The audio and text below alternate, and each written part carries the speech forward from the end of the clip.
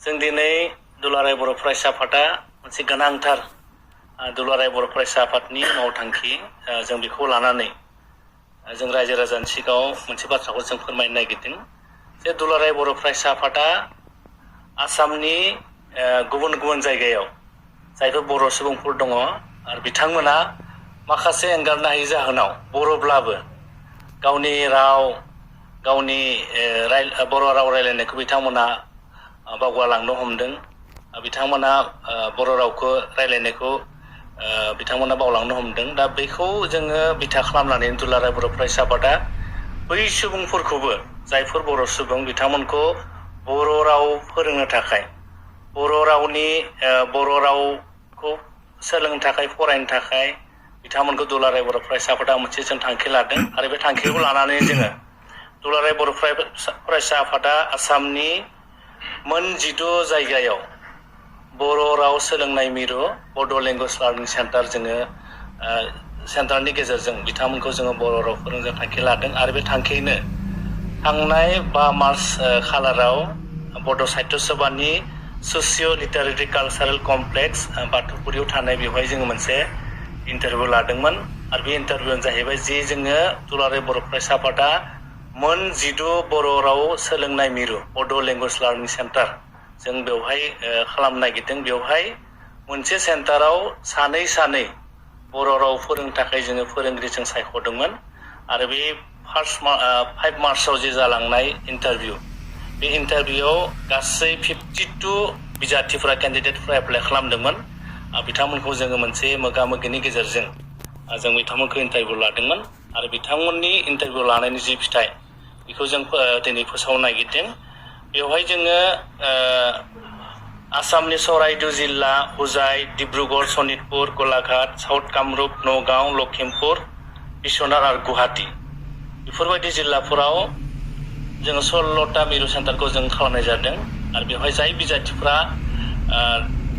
5 मार्चआव इन्टारभिउआव बिथांमोना मोगा-मोगि लानायाव बिथांमोना प्रेजेन्ट दंमोन बिथांमोननि फिथाइया जोंनाव फैबाय दा बे बिदि हिसाबै जोङो चराइदेउनि जाला बेटिजान सेन्टाराव जोङो सानै बेबायदिनो हुजाइनि मदारटेलि सेन्टाराव जोङो सानै डिब्रुगड़नि नामरुप सेन्टाराव जोङो सानै सनितपुर गलाघाट साउथ कामरुप नगाव लखिमपुर गुवाहाटी आरो बिश्वनाथ बेयाव गासै जोङो 12 सेन्टारखौ जों सायख'दोंब्लाबो माने मोनसे गारनो हायै जाहोनाव जोङो मोनसे सेन्टारनि जों रिजाल्टखौ दिनै हानाय नङा जों जा 15टा सेन्टारखौ जों दिनै फोसावनो नागिरदों बेवहाय गासै 29 केन्डिडेटफ्रा जोंनि गेजेराव बिथांमोना सायख'जादों आरो बिथांमोनखौ दिनै जोङो नोंथांमोननि चेनेलनि गेजेरजों आरो बिथांमोनखौ जों पार्सनेलिबो कन्टेक्ट खालामगोन जायफोर बिजाथिफ्रा दिनै सायख'जाबाय दा दुलाराय बर' फरायसा आफादा मिरु राव सोलोंथाइनि गेजेरजों जोङो बै बर'फोरखौबो आंबो बर' जोंबो बर' होननानै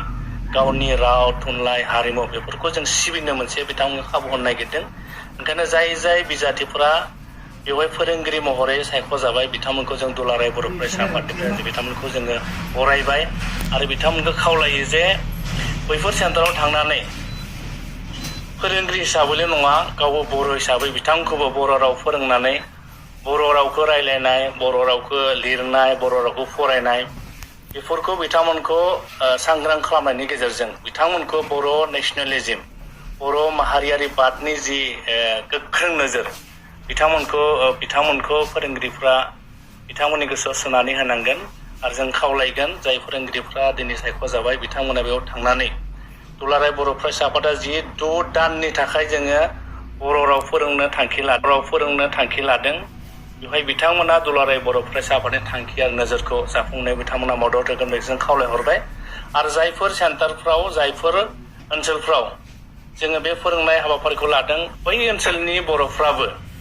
दुलाराय बर' फरायसा आफादा जे गिदिरथार थांखि आरो नोजोरखौ लानानै जों बे हाबाफारिखौ लादों बै ओनसोलनि रायजोफ्राबो जेन दुलाराय बर' फरायसा आफादनि जि थांखि आरो नोजोर बेखौ जाफुंसारनायाव मदद होगोन आरोबाव आं खावलायगोन जायफोर बर'नि माहारियारि संगठनफोर दङ बर'नि जायफोर सानसुमैफोर दङ दिथागिरिफोर दङ आरो जायफोर जोंनि फोरोंगिरिफोर दङ फरायसाफोर दं नोंथांमोनखौबो दुलाराय बर' फरायसा आफादनि थांखिया नोजोरखौ जाफुंसारनायाव नोंथांमोनखौ मदद होनो जों खावलायबाय आरो आं दिनै बुंफिननो नागिरदों जों 6 दाननि थाखाय फोरोंगोन आरो साफ्रोम जों फोरोंगिरिफोरनो बिथांमोननि फोरोंनायनि थाखाय जोङो दानफायाव सासे फोरोंगिरिनो जोङो दानफायाव 10,000 हिसाबै जों बिथांमोननो बेथन होनाय सानै फोरोंगिरि हिसाबै जों थिसननाय जागोन ओंखायनो बेखिनि बाथ्राखौ नोंथांमोननो फोरमायनानै आं जायफोर फोरोंगिरिफ्रा बेवहाय थिसनजाबाय बिथांमोनखौ फिन दुलाराय बर' फरायसा आफादनिफ्राय आङो साबायखर बावबाय आरो बिथांमोनखौ बेफोर सेन्टारफ्राव 6 दाननि थाखाय एसे खस्थ' खालामनानैब्लाबो एसे सेक्रिफाइस खालामनानैब्लाबो बैफोर बर'फोरखौबो गावनि राव गावनि हारिमु बेफोरखौ फोथांना लाखिनायाव नोंथांमोनखौबो दुलाराय बर' फरायसा आफादनि सासे मावथि हिसाबै बाहागो लानानै दुलाराय बर' फरायसा आफादनि थांखिया नोजोरखौ जाफुंसारनो थाखाय खावलायहरबाय जोङो बिथांमोननो पार्सनेलि जों फोरमायहरगोन आरो जोङो बेवहाय जों मोननैसो लेसन जोङो दायो थिग खालामबाय थादों जोंहा बेवहाय सिलेबास थागोन आरो जों एक्सपार्टफोरजोंबो सावरायबाय थादों दा बेफोर थिग जानायनि उनाव जोङो बिथांमोनखौ पार्सनेलि कन्टेक्ट खालामनानै बै ओनसोलाव मब्लानिफ्राय जों क्लास लानांगौ